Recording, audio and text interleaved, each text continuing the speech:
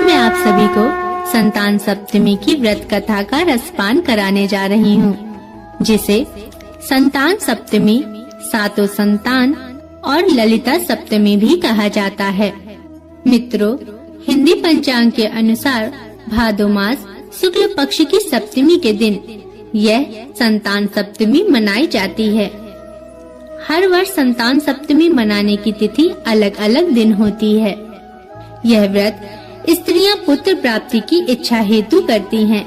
यह व्रत संतान के समस्त दुख परेशानी के निवारण के उद्देश्य से किया जाता है।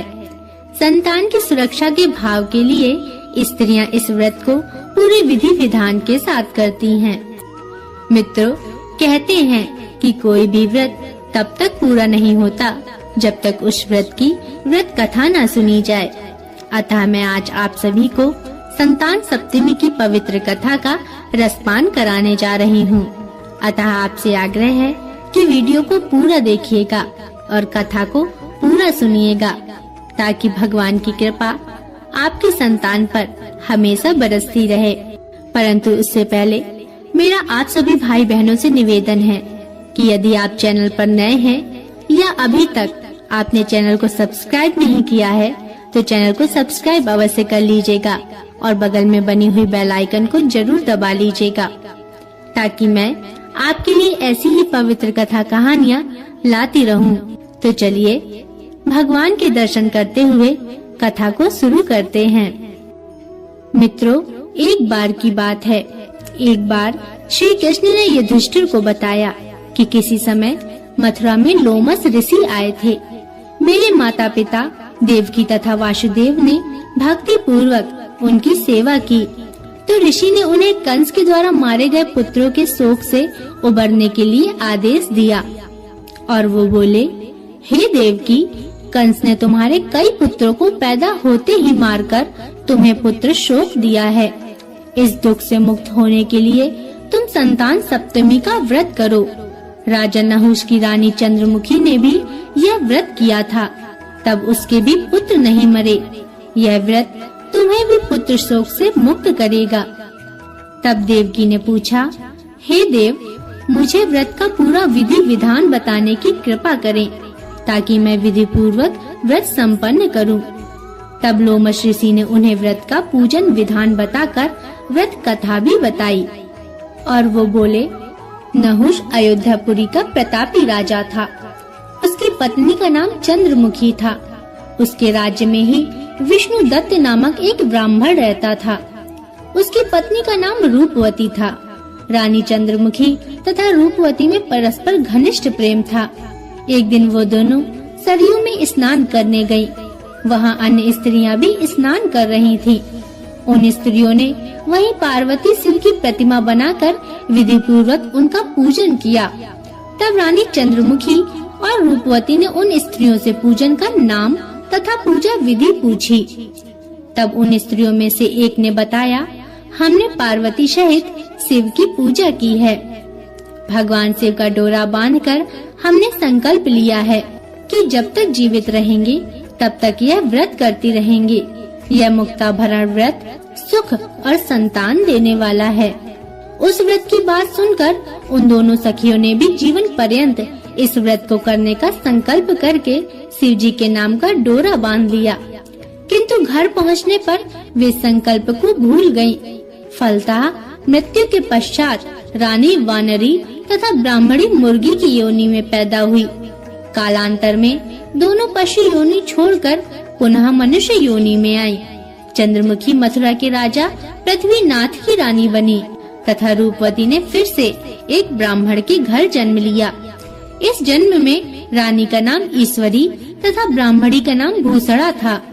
भूषणा का विवाह राजपुरोहित अग्निमुखी के साथ हुआ। इस जन्म में भी उन दोनों में बड़ा प्रेम हो गया। व्रत भूलने के कारण ही रानी इस जन्म में भी संतान सुख से वंचित रही। प्रौढ़ावस्था में उसने एक गूंगा तथा बहरा पुत्र जन्मा, मगर वह भी 9 वर्ष का होकर मर गया। भूषणा ने व्रत को याद रखा था, इसलिए उसके गर्भ से सुंदर तथा स्वस्थ 8 पुत्रों ने जन्म लिया। रानी ईश्वरी के पुत्र शोक से संवेदना के लिए एक दिन भूसड़ा उससे मिलने गई। उसे देखते ही रानी के मन में डाह पैदा हुई। उसने भूसड़ा को विदा करके उसके पुत्रों को भोजन के लिए बुलाया और भोजन में विष मिला दिया, परंतु भूसड़ा के व्रत के प्रभाव से उनका बाल भी बाका न हुआ। इससे रानी को और भी अधिक क्रोध आया। उसने अपने नौकरों को आज्ञा दी कि भूसड़ा के पुत्रों को पूजा के बहाने यमुना के किनारे ले जाकर जल में धकेल दिया जाए। किंतु भगवान शिव और माता पार्वती की कृपा से इस बार भी भूसड़ा के बालक व्रत के प्रभाव से बच गए। परिणामतः रानी ने जल्लादों को बुलाकर आज्ञा दी कि ब्राह्मण बालकों को वध स्थल पर ले जाकर मार डालो, किंतु जल्लादों द्वारा बेहद प्रयास करने पर भी एक भी बालक न मर सका। यह समाचार सुनकर रानी को आश्चर्य हुआ। उसने भूसड़ा को बुलाकर सारी बात बताई और फिर क्षमा याचना करके उससे पूछा कि किस कारण तुम्हारे बच्चे नहीं मर पाए। तब भूसड़ा बोली, क्या आपको पूर्व जन्म की बात स्मरण नहीं है? रानी ने आश्चर्य से कहा, नहीं, मुझे तो कुछ याद नहीं है। तब उसने कहा, सुनो, पूर्व जन्म में तुम राजा नहुष की रानी थी और मैं तुम्हारी सखी थी।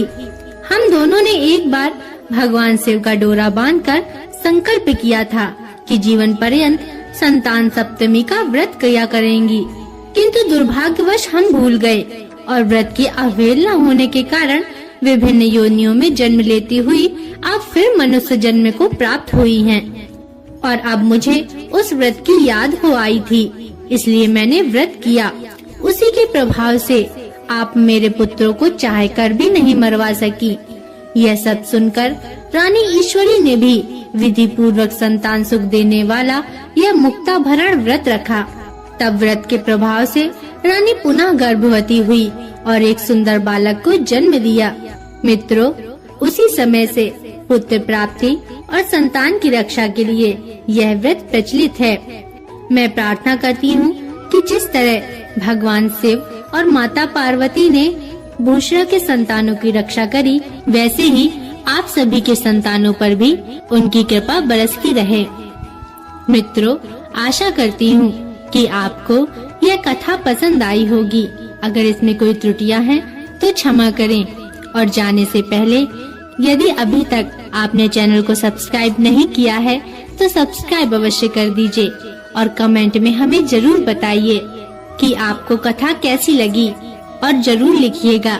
हर हर महादेव।